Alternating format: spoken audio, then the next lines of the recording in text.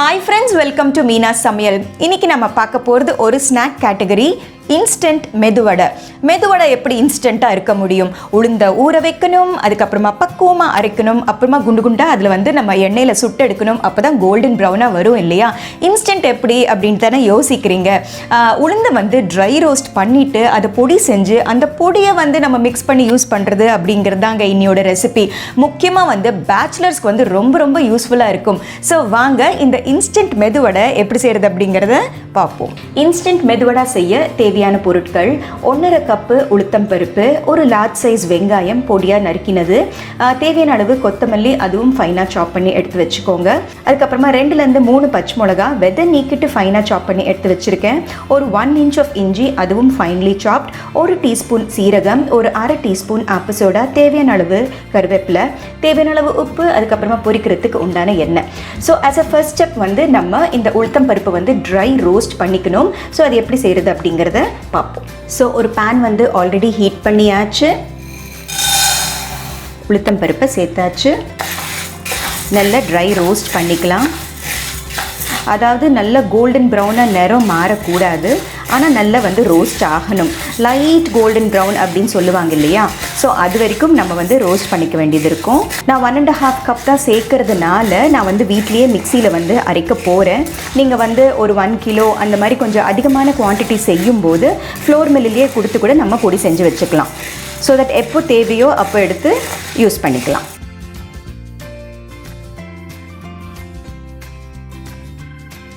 So லைட்டாக நிறம் மாற ஆரம்பிச்சிருக்கு.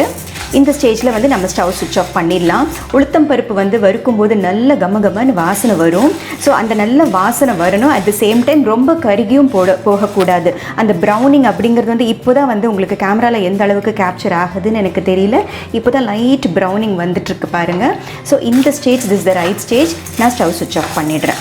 இது நல்ல ரூம் டெம்பரேச்சருக்கு ஆறுனதுக்கு அப்புறமா நம்ம மிக்சியில் ஃபைன் பவுடர் ஆக்கிட்டு வந்துடலாம். ஸோ உளுத்தம் பருப்பு நம்ம ஸ்மூத்தாக அரைச்சிட்டு வந்தாச்சு. பாருங்கள் மாவோட டெக்ஸ்டர் எந்த அளவுக்கு நைஸாக ஸ்மூத்தாக இருக்குது. ஸோ அரைப்படும் போது அந்த வார்ம்த் க்ரியேட் ஆகும் இல்லையா? ஸோ அந்த வார்ம்த் நல்ல ரூம் டெம்பரேச்சர் ஆறுனதுக்கு அப்புறமா இது ஒரு ஏர்டைட் பாக்ஸில் ஸ்டோர் பண்ணிக்கிட்டு எப்போ வேணுமோ அப்போ யூஸ் பண்ணிக்கலாம். ஸோ அடுத்து என்ன செய்கிறது அப்படிங்கிறத பார்ப்போம். ஸோ இந்த உளுந்து மாவு ரெடியாக இருக்குது. இது நல்ல ஒரு ஏர்டைட் டப்பாவில் நம்ம ஸ்டோர் பண்ணிக்கலாம். 2லேருந்து 3 மாதத்து வரைக்கும் கூட நல்லா இருக்கும். ஆனால் நல்ல சூடு ஆறுனதுக்கு அப்புறமா தான் பவுட்ரு பண்ணணும். பவுட்ரு செஞ்ச அந்த வார்ம்த் இருக்கும் இல்லையா? அந்த வார்ம்த்தும் நல்லா ஆறுனதுக்கு அப்புறமா தான் ஒரு ஏர்டைட் பாக்ஸில் ஸ்டோர் பண்ணிக்கணும். ஸ்டோர் பண்ண இந்த மாவை எவ்வளோ வேணுமோ, அதாவது நம்ம காலையில் பிரேக்ஃபாஸ்ட்டுக்கு இட்லி அண்ட் சாம்பாரோடு சேர்த்து சாப்பிட்றவங்க இருக்காங்க. பொங்கலோடையும் வடை ரொம்ப நல்லாயிருக்கும். லஞ்சுக்கு ஒரு பிசி வெல்லாவோ ஒரு சாம்பார் சாதமோ அந்த மாதிரிக்கும் வடை ரொம்ப பொருத்தமாக இருக்கும். இல்லை தயிர் வடை செய்யணுமா, மோர் குழம்பு செஞ்ச நாள் இந்த வடை செஞ்சு மோர் குழம்புலையும் சேர்த்துக்கலாம். ரொம்ப ரொம்ப டேஸ்டியாக இருக்கும். ஸோ எந்த அளவுக்கு குவான்டிட்டி வேணுமோ அந்த அளவுக்கு நம்ம சேர்த்துக்கலாம். இப்போ இந்த முழு மாவை நான் சேர்த்துக்க போகிறேன். அண்டு உளுந்து வறுக்கும் போதே நல்ல கமகமன் வாசனை வந்துட்டு இருந்தது அப்படின்னு சொன்னேன். இந்த வடைக்கு வேண்டி தேவையான அளவு உப்பு சேர்த்துக்கலாம்.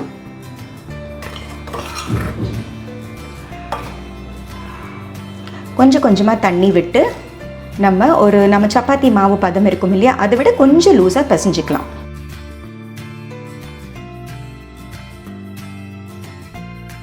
இந்த மாவு செஞ்சு வச்சுக்கிற அட்வான்டேஜ் என்னென்னா, எப்போ வேணுமோ அப்போது இன்ஸ்டண்ட்டாக நம்ம டக்குன்னு செஞ்சிடலாம். ஜென்ரலாக மெதுவடை அப்படின்னா உளுத்தம் பருப்பு அட்லீஸ்ட் ஒரு மணி நேரமாவது நம்ம ஊற வைக்கணும் இல்லையா? குறைஞ்சது அட்லீஸ்ட் 1 hour ஆகும் உளுந்து ஊறுறதுக்கு வேண்டி. ஆனால் இந்த மாதிரி நம்ம ட்ரை ரோஸ்ட் பண்ணி பொடி செஞ்சு வச்சுக்கிட்டோம்னா எப்போ வேணுமோ அப்போ இன்ஸ்டண்ட்டாக கூட நம்ம கலந்து வடை செஞ்சுக்கலாம். சம்டைம்ஸ் கெஸ்ட் அன்எக்ஸ்பெக்டடாக வீட்டுக்கு வந்துடுவாங்க. அந்த மாதிரி சமயத்தில் இது ரொம்ப ரொம்ப ஹேண்டியாக இருக்கும்.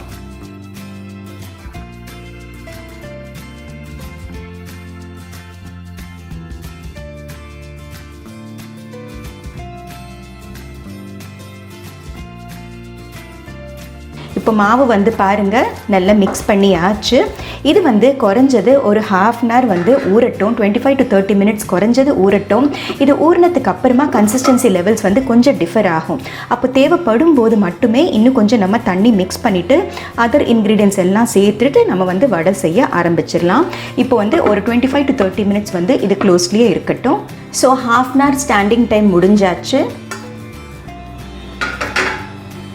ஸோ பாருங்கள், மாவு வந்து கரெக்டான கன்சிஸ்டன்சியில் இருக்குது. தேவைப்பட்ட மற்ற இன்க்ரீடியன்ட் சேர்த்ததுக்கு அப்புறமா நம்ம வந்து டிசைட் பண்ணிக்கலாம் திரும்ப தண்ணி தேவைப்படுமா இல்லை போதுமா அப்படிங்கிறது.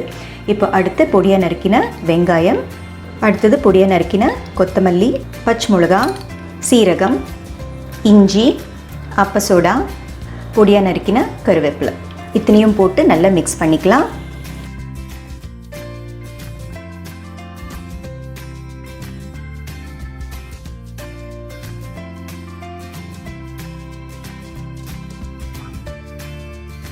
மாவு கொஞ்சம் டஃப்பாக இருக்குது. ஸோ கொஞ்சமாக நம்ம தண்ணி சேர்த்துக்கலாம். ஜஸ்ட் ஒரு 2 டீஸ்பூன் அளவு தண்ணி போதுமானது. ஸோ மாவு வந்து இப்போ ரெடியாக இருக்குது. ஒரு பவுலில் வந்து நம்ம தண்ணி ரெடியாக எடுத்து வச்சுக்கலாம். ஜென்ரலாக வந்து நம்ம மெதுவடை எப்படி செய்வோமோ தண்ணி தொட்டுக்கிட்டு அதே ஸ்டைல் தான். முதல்ல கையை வந்து ஈரம் பண்ணிக்கலாம். பாருங்கள், இந்த மாவு ஹேண்டில் பண்ணுறதுக்கே எவ்வளோ சௌரியமாக இருக்குது.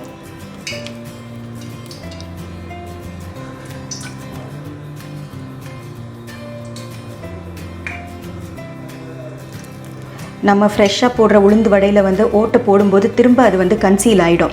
இது வந்து எவ்வளோ அழகாக நம்ம பேச்சு கேட்குது பாருங்கள். சி, மோல்டிங் வந்து ரொம்ப ரொம்ப சௌரியமாக இருக்குது. ஸோ இது வந்து எப்படி டீப் ஃப்ரை பண்ணுறது அப்படிங்கிறத பார்ப்போம். ஒரு கடாயில் ஆல்ரெடி நான் வந்து எண்ணெய் சூடு பண்ணி ஆச்சு.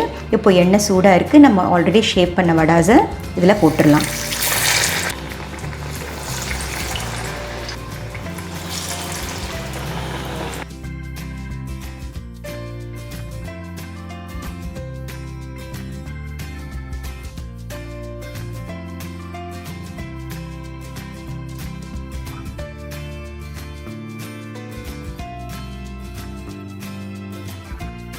எப்போவுமே டீப் ஃப்ரை பண்ணுற விஷயங்கள் வந்து உடனே வந்து கிளறக்கூடாது.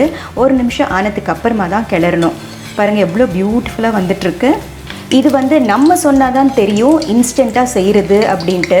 ஊற வச்சு அரைச்சா எந்த அளவுக்கு டேஸ்டியாக இருக்குமோ அதே அளவு டேஸ்டி தான் இந்த வடை இருக்கும். பார்க்கவும் அதே மாதிரி இருக்குது பாருங்கள், எந்த ஒரு டிஃப்ரென்ஸுமே இல்லை.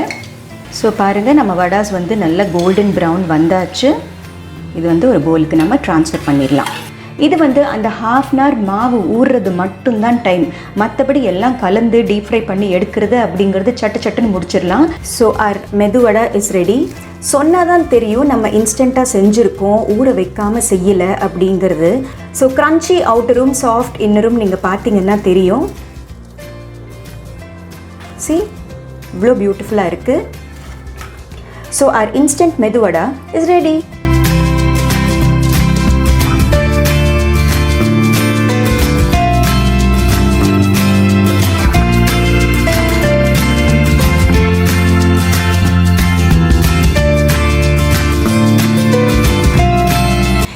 Simple and easy instant medu vada எப்படி செய்கிறது அப்படிங்கிறத பார்த்தீங்க இல்லையா?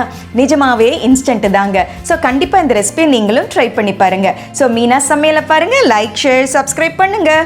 பாய்.